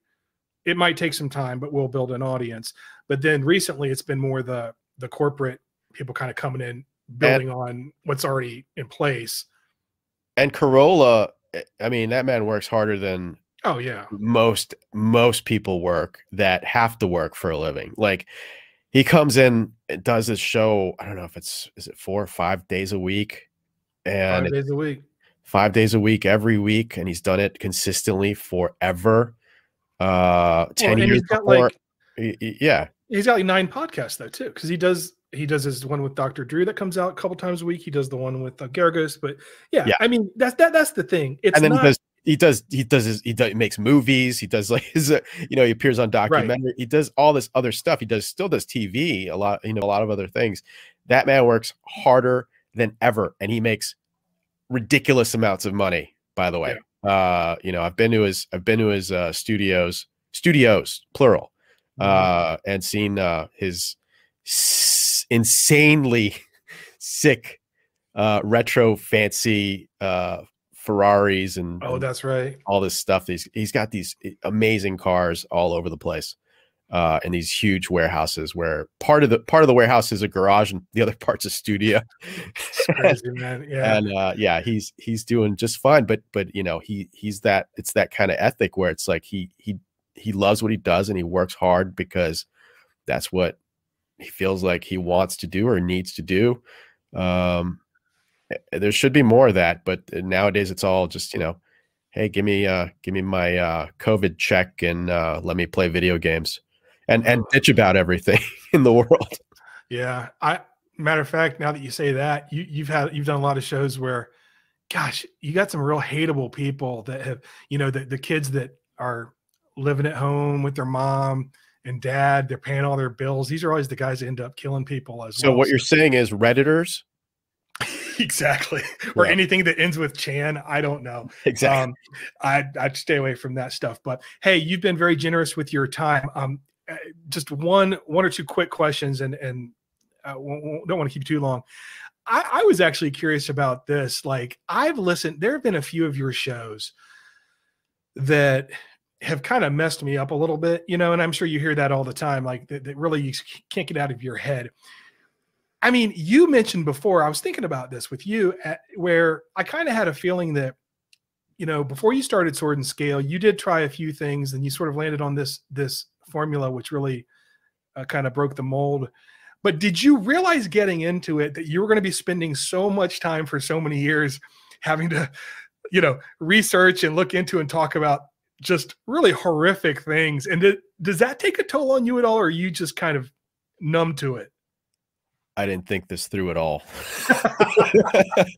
You're like, dang, why didn't I start something about like Swedish bikini models or something? Yeah, no, I had no idea. No, I obviously had no idea that this would just explode the way that it did. And the life and lifestyle that I have now because of it is something I could have never even imagined. But yeah, there is that one detail about what you're covering. Horrible murders. Look, I've sort of set up this, like you said, it's more than just setting up a pirate ship. I set this thing up to make it as palatable and easy for me as possible, because I'm all about working smarter, not harder.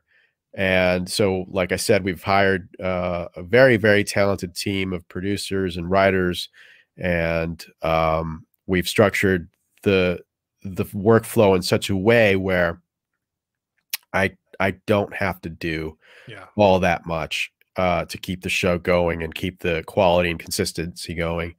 And the little bit I do doesn't necessarily, it's not a big surprise to me that people are shit. And that horrible things happen in the world. I mean, the last year has been more traumatizing than of lockdowns, you know, and COVID and all that nonsense has been more traumatizing than anything I've ever covered on the show. But that's not to say it's not like I'm trying to complain about that. There's a lot of people that have a way worse situation. You can always say that, but tell me what you mean. Tell me what you mean by that, though. How this last year has been more so hard than dealing with, you know, murder stories. It's been a very frustrating, difficult year to deal with for a whole number of things. The lockdowns and the social distancing and all that. There's no doubt that it takes a toll on human psyche.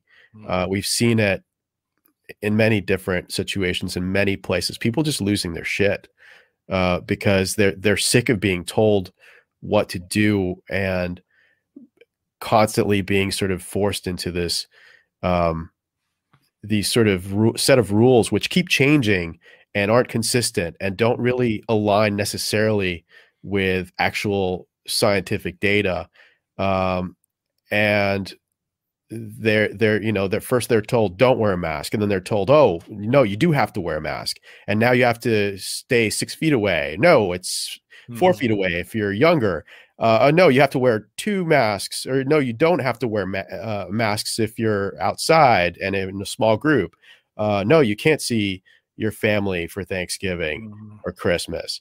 But if you already live with someone, that's okay. And like, so all these different things that just don't sort of add up to any reasonable person could think that are actually based on any scientific fact. And then you see this sort of being politicized throughout a presidential campaign and repeated over and over. And you see the different sort of shaming that each side is doing on the other. And it just there's a certain point where you just start to really distrust everything everyone's telling you, not only in the media, but in the government. And you start to wonder what the end goal of this whole thing is. We're here a year later. We don't even know where this came from, right? We don't even have any information about where this supposedly actually came from. A wet market? I don't think so. You know, is that Wuhan lab? Nobody wants to talk about it. Nobody cares. Nobody seems to be talking about that. And it's sort of like now we're talking about doing additional vaccine boosters, and then this may go on forever. We're talking about vaccine passports, and you can't travel, you can't go to different places. Look, I worked really hard to get to where I am to be successful so that I could go travel and see the world and have fun and, you know, eat exotic foods and see exotic places. And I've been stuck in a house like a 16-channer playing video games and eating, you know, prepackaged food for about a year. So it wears on you. And like I said, and it's not like I'm trying to complain about my situation. I have it way better than everybody else, but this has been hard on everyone. I don't think anyone can say that the last year hasn't been something that they wish they could do over again in a different universe. I think that's very true. And I think that the way you laid it out is, you know, everyone has had to deal with this last year. And you would think that, you know, when we tell our grandkids about the great COVID pandemic of, you know, 2020, it's like, it wasn't even the COVID that really was bad. It was everything that you just laid out. Like, I didn't even mention the, you know, the major riots in all major cities and the burning of businesses and destruction of businesses all over the place. And then the sort of the gaslighting of, oh, it's because the cops are bad. The whole thing has just been this big gaslighting event where you can't even say what's really happening, because then you get called out by the same people we were talking about earlier for it's really just nonsense. Well, you know, people that commit crimes should be put in jail. People that obey, you know, the law and do things the right way You know, if they want to see their dying mom in a hospital, for fuck's sake, you know, just let them see their dying mom in the hospital. Why is the government in charge of telling us what to do to that extent? I don't understand it. I got to tell you, man, we did an episode on Big Brother, you know, the term Big Brother and the concept. And I read 1984 in full for the first time, and it was like, holy shit, like this is what's happening, you know? Yeah. You're seeing one thing and but you're being told something else, and there's certain things you can't say, and you know, there's the thought pull. It's crazy, man. It's scary where we are right now, but we need people to stand up to it and to not fall in line. And that's one of the reasons why we definitely wanted to have you on the show, and we're just really impressed by the fact that you are not cowing to the power, you know, the mobs and the cancel culture and all that. So I guess my last question, and then Steve, if you have anything else before we let Mike go, is that what's the, I guess, current state of Sword and Scale, and where do you see it heading? I mean, you're still cranking out a lot of episodes in the regular feed and on Plus. Is that what we should expect to continue? Yes, and I think we're going to add to that. I think we're going to try to bring back some shows from that we've experimented with in the past. We may do some new shows. This is all you know, talking pretty far ahead, because we still have to figure out what to do in terms of our advertising. We're not sure yet whether we're going to work with another network or whether we're going to bring it in house. But either way, if you're going to launch new shows, you need the advertising piece of it. But I don't know. We're going to keep doing what we do right now for the foreseeable future. And you know, Adnan did it, and Robbie's not going to stop us, no matter how hard she tries. So. Well, that's a great way to leave it. For all things Mike Boudet, check out MikeBoudet.com.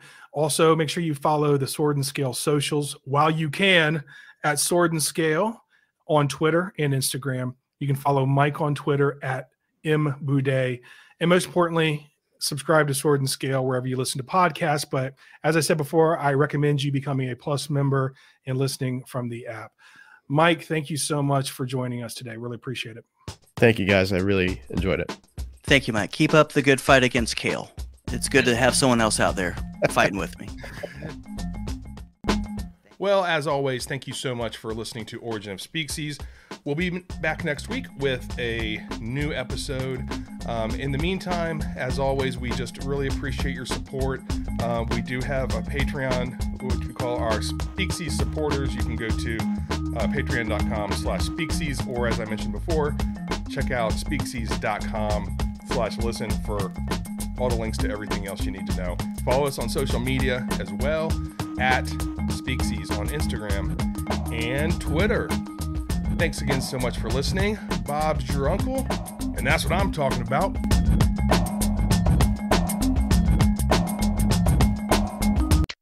Speaksies.